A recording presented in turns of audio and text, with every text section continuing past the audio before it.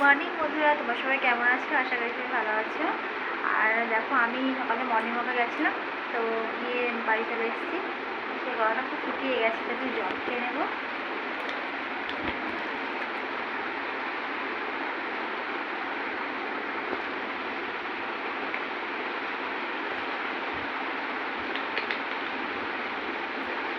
আর জানো তো, আজকে লেবু নেই, লেবু মধু জল খেয়ে নিতাম। চলে এসেছি ব্রাশ নিয়ে, ব্রাশ করতে। আর জানো তো, সকালবেলা হাঁটতে গেছি, তো বৃষ্টি হচ্ছে, ঝিঝি বৃষ্টি পড়ছে, বেশ ভালোই লাগছিলো, গায়ে বৃষ্টি পড়ছিলো। তো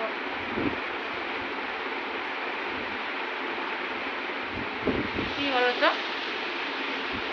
হেঁটে এসছি তো গরম লাগছে। তো চলো তোমাদের বাইরেটা দেখাই। তো দেখো বন্ধুরা, আমি বাইরে এসেছি আমাদের দেখাতে। তা মেঘ কেমন মেঘ করে আছে, আর এদিকে দেখো উঠোনটা প্রায় কতটা ভিজে ভিজে আছে। কী জানো তো, একটু একটু করে বৃষ্টি আসছে, একটু বৃষ্টি করে থেমে যাচ্ছে, এরকম হচ্ছে। সকালবেলা যেহেতু আমরা হাঁটতে গেছি দুজনে মিলে, আর তখনও গায়ে ঝিরিঝিরি বৃষ্টি পড়ছিলো। আমি ভাবলাম বুঝি এইগুলো ভিজে গেলাম।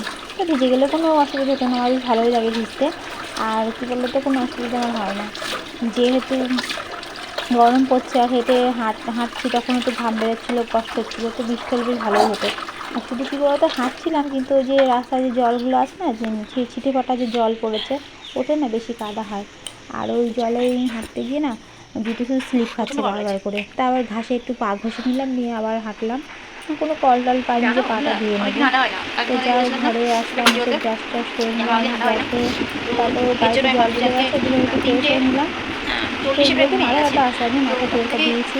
আগে জানো তো খুব মাথা যন্ত্রণা করছিলো, এর জন্য মাথাতে তেল দিয়েছি। আমি মাথা আমি তেল দিই না, তাতে আমার একটা চুল দেখা, চুল উঠে উঠে আমার কী অবস্থা হয়েছে মাথায়। আর জানো তো কী করলে চুল যে উঠবে না জানি না, কোনো সলিউশন পাচ্ছি না।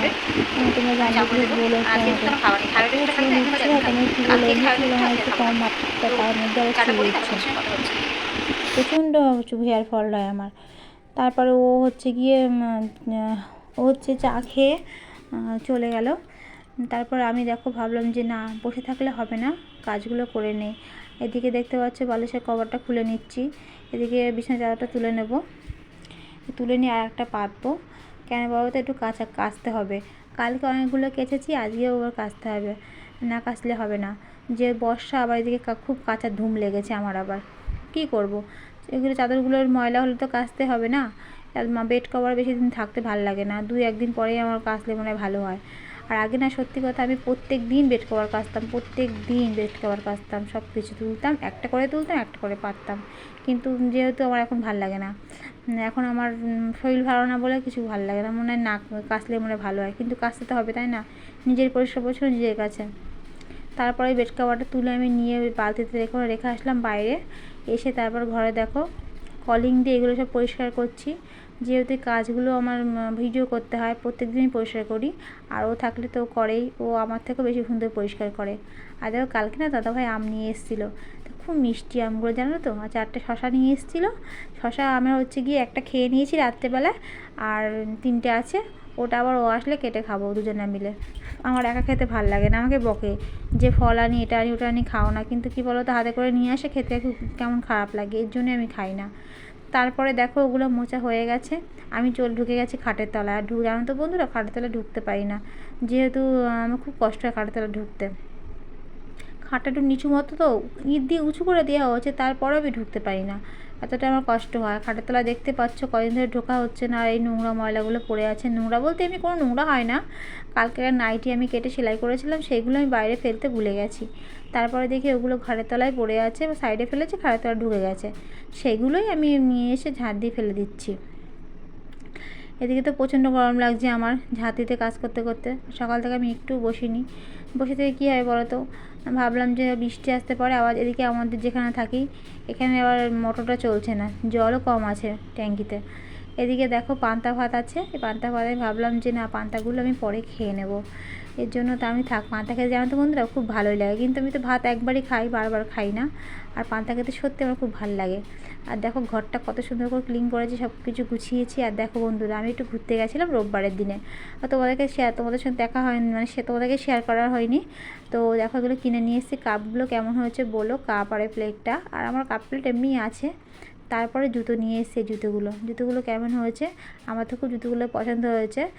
সব সময় পরার দিকটা না, কোথাও একটু গেলাম হালকা একটু বাজারের দিক গেলাম তখন একটু পরে গেলাম, ঠিক আছে। সব সময় তো পরা যাবে না, যে জুতোগুলো ছিঁড়ে যাবে সব সময় পরলে। আর পাশের ঘরে একটা দিদি জুতোগুলো কিনেছিল, অনেকদিন হয়ে গেছে কিনেছে, তো আমার না খুব পছন্দ হয়েছে। তা ভাবছি আমি ভাবলাম যে তাই তো সামনে পড়েছে, তাহলে জুতোগুলো আমি দেখতে পেয়েছি কিনে নেই। আমার জুতোগুলো খুব পছন্দ হয়েছে, শাড়ির সঙ্গে কিংবা কোনো কুর্তির সঙ্গে পরলে বেশ ভালোই লাগবে জুতোগুলো। এই জন্য ঘুরতে গেলাম, ওকে বললাম আমার জুতো কিনে দাও। জুতোগুলো বেশি দাম নেয়নি, অল্প দামই নিয়েছে, তার অল্প দামে আমার জুতোগুলো খুব ভালোই লেগেছে আমার, এর জন্যই কিনলাম।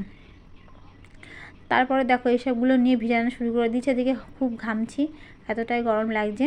আর রোববার দিন ভাবলাম কি যে একটু ভালো জায়গা কোথাও ঘুরতে যাব, তা বৃষ্টির জন্য ঘুরতে যেতে পারিনি, এই জন্য আশেপাশে গেছিলাম একটু ঘুরতে। তাই ইচ্ছা আছে রথের দিন ঘুরতে যাব, আমাদের এখানে বড় রথ যায়, তোমাদের সঙ্গে শেয়ার করব কত সুন্দর এখানে রথ হয় আমাদের এখানে, আর কত লোক দড়ি টানে, কত ভালো লাগে দেখতে। তো বন্ধুরা চলো, ভিডিওটা ভালো লাগলে দেখো বন্ধুরা কি ভিজেছি। আর এই দেখো এই যে দুই মহিলা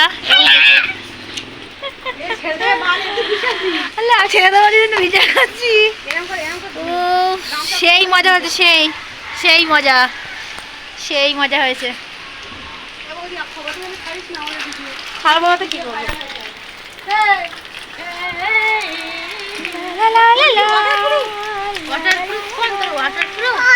না ওয়াটারপ্রুফ না।